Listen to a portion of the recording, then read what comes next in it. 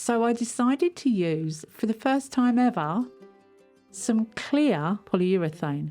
Now I know other crafters do use this clear polyurethane, but I've never used it. I bought it a while ago and it's just sat there because I've been quite apprehensive about using it.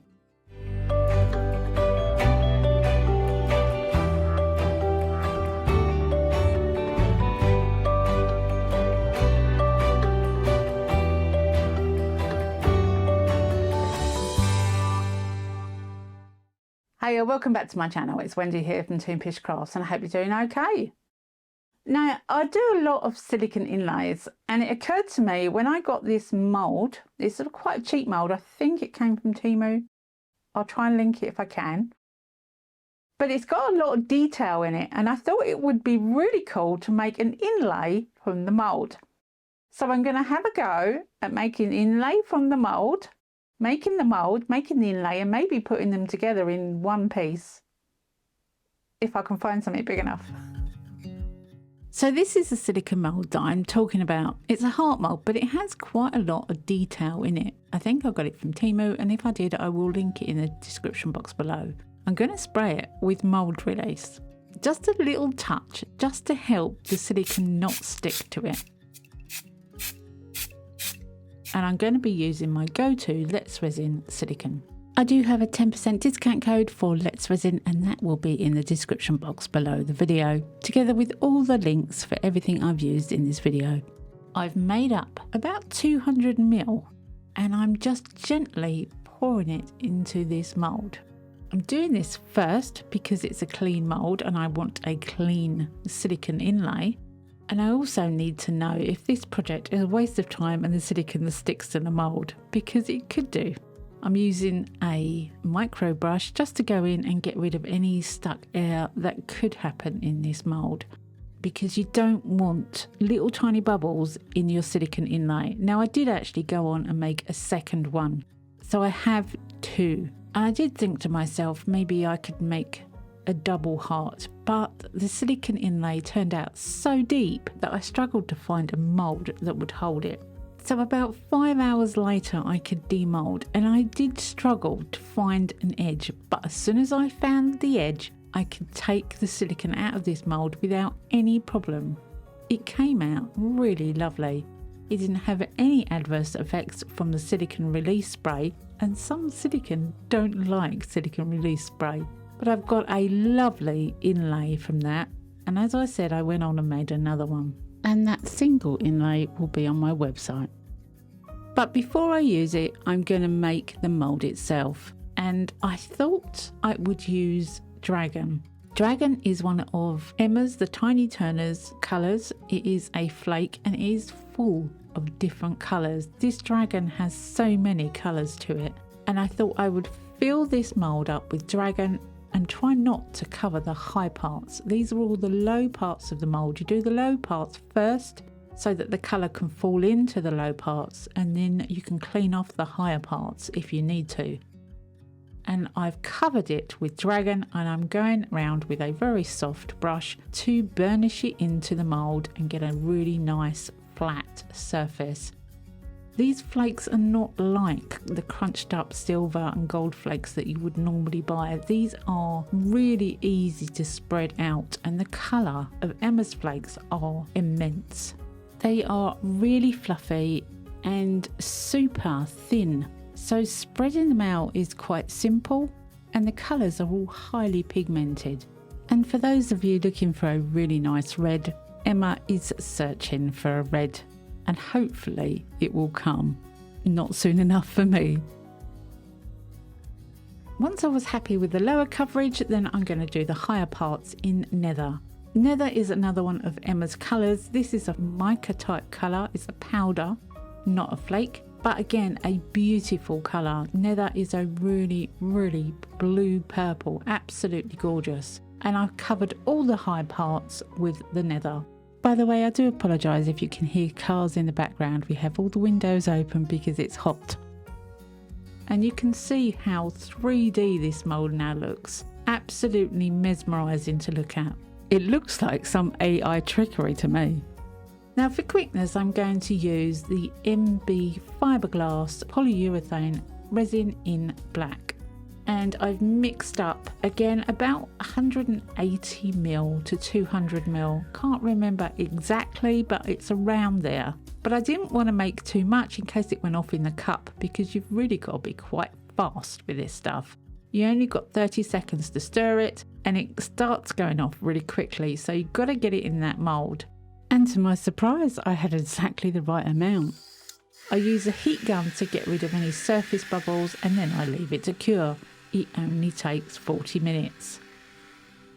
So this is about an hour later and I can demould already. I do love polyurethane resin for how quick it is.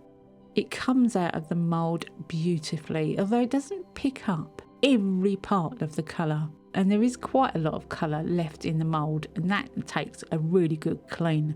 But I am really happy with the way this has come out. It's got a beautiful coverage, and you can see from the mould there is a lot still in there. 2-part epoxy resin definitely picks up more colour.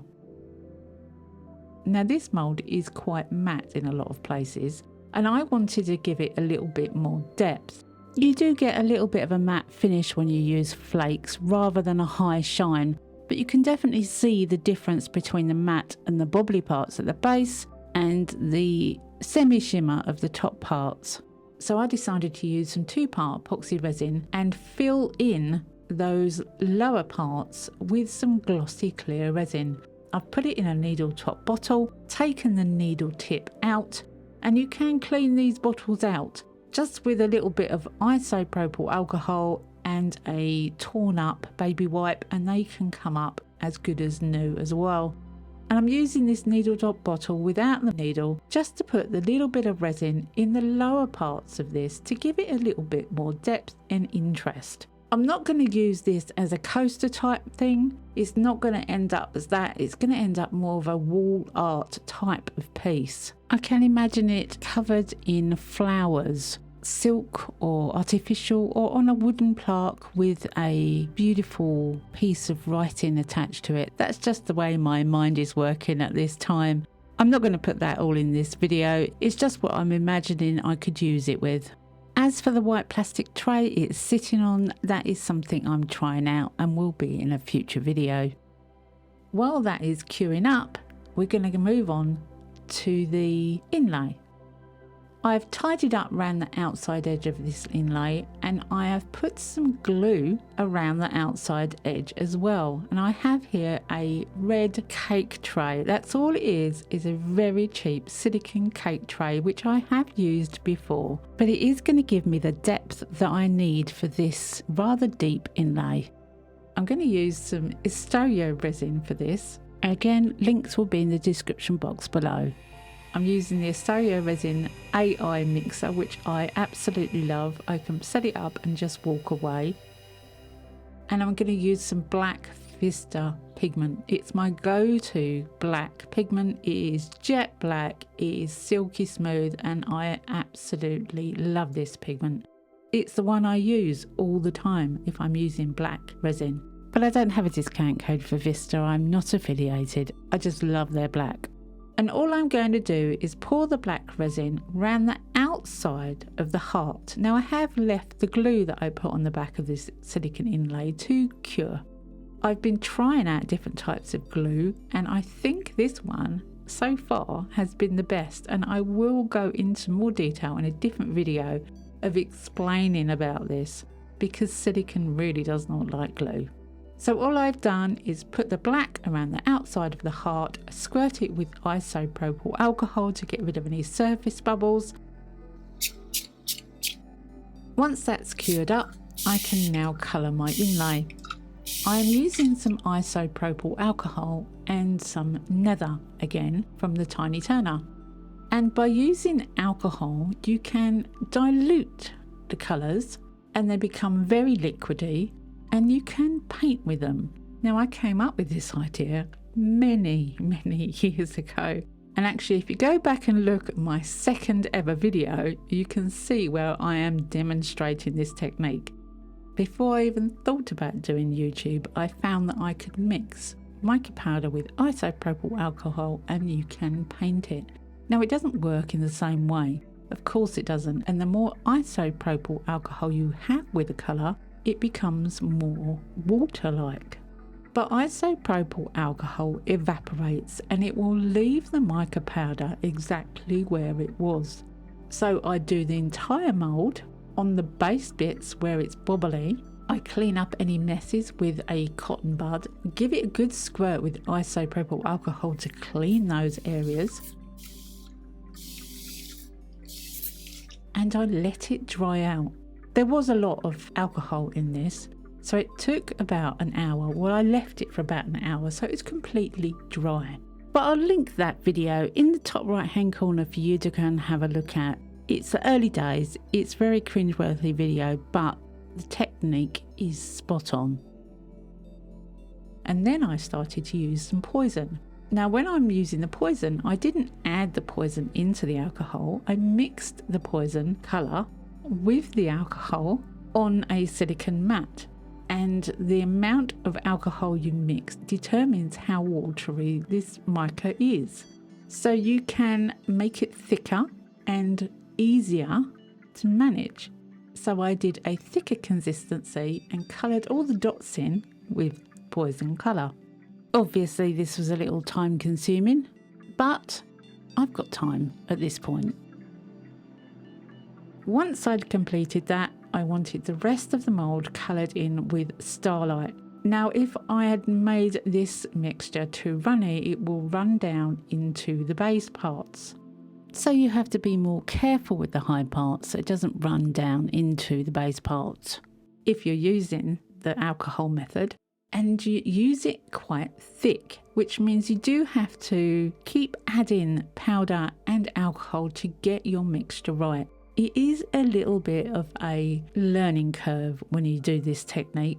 And I do know that a lot of you out there have mastered it, and that makes me very happy indeed.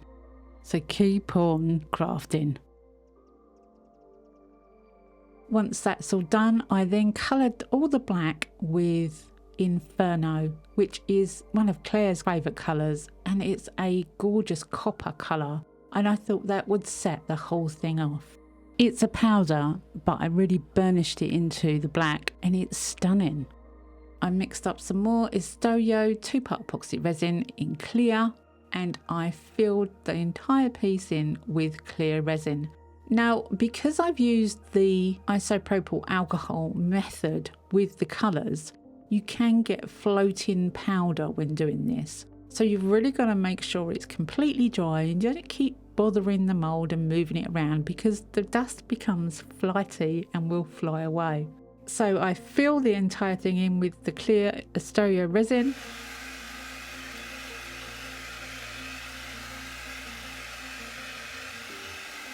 I use a heat gun to go over and get rid of any bubbles, and then I go in with a little tiny micro brush to get rid of any stuck air that might be in the tight places in this mould. The following day I can demould, and I haven't filled this cake mould up completely. It's done its job. It's been as deep as I wanted it to. Now you can see on the inside of that cake mould the shape of the heart. That is the glue residue that was left from the inlay where I stuck it with glue, but I'll go into that in a different video. Needless to say, that glue came off perfectly. Once I found a little corner to bring up the inlay, it came out beautifully. Now when I was looking at this piece, I knew it was meant to be the back. And I immediately thought, this is absolutely gorgeous. Why is it the back? And then I showed it to my husband. I showed him the front. I then turned it over and showed him the back. And he was like, that is beautiful. I didn't realise you were showing me the back first. I said, no, I showed you the front first. So we had a little bit of a discussion and he preferred the back. So I thought, well, if I clean up the back, make it a really nice area, maybe, even though I was going to fit it in with black to show off the front, maybe I could fit it in with clear and it could be a double-fronted piece. Now, I didn't have enough time to fill it with 2-part epoxy resin. It would have been better if I had, I think, But I didn't have the time. It would have been another 24 hours and I was running short on time as it was. I had planned to fill it with black polyurethane, a 40-minute cure. That would have given the front a lot more punch, but that back was stunning and I agreed with hubby that I needed to keep it. So I decided to use, for the first time ever, some clear polyurethane. Now I know other crafters do use this clear polyurethane, but I've never used it. I bought it a while ago and it's just sat there because I've been quite apprehensive about using it. But I did think that this project warranted the use of clear polyurethane for the first time. Now it's a measurement of 100 by 120 weight. It's not 1 by 1, it's 100 by 120. And that confused me a little. I also didn't really know how much to make for the inside of the heart. I ended up by making 50 part A and 60 part B, which was the right ratio, and I hoped that that would be enough, and it turned out about the right amount. Now, as I was stirring this to start with, I noticed it was really foggy, really unclear, and I wondered whether it was a bad mistake. This is real time, this is not sped up, and you can see for yourself it goes clear very quickly. It's quite bizarre stuff. It certainly surprised me how quickly that went. Crystal. I mean, there doesn't even look to be any bubbles in there at all either. So I poured it into the back of the heart. Now I know that it wasn't exactly a flat surface to fill, and I didn't want to take it over the top of the black. I just wanted it to fill the inside of the heart, and I left it to cure, which took 40 minutes, but I didn't touch it until the following day. So now I have two different pieces from the same mould. I have a piece made from the mould and I have highlighted it in certain places to give it a little bit more interest, and I used the Let's Resin Chrome marker in copper for that. I just wanted to give it a little bit more colour. I thought it would look a little bit flat, so that gave me what I wanted. And then you have the inlay piece, which is now double fronted. And although it's a little rippled because I had trouble with the level of it, I could tape it up and do a whole new clear coat on that. But as I said, I've run out of time. But I really like how it came out. It's not what I was going for. The two pieces couldn't be put in a mould together because they were just too big and I didn't have a mould big enough. But I really like it. And that clear polyurethane resin is definitely something I'm going to be using more of in the future, because how quick it cures and how clear it was quite amazing. Well, I hope you've got something out of this video and I hope you've enjoyed it. Don't forget, if you haven't subscribed already, consider doing so. It doesn't cost anything and it will help my channel out immensely. Come back and see me next week, because you never know what I'm going to be up to. I never know what I'm going to be up to. Have a great week. Happy crafting and bye for now.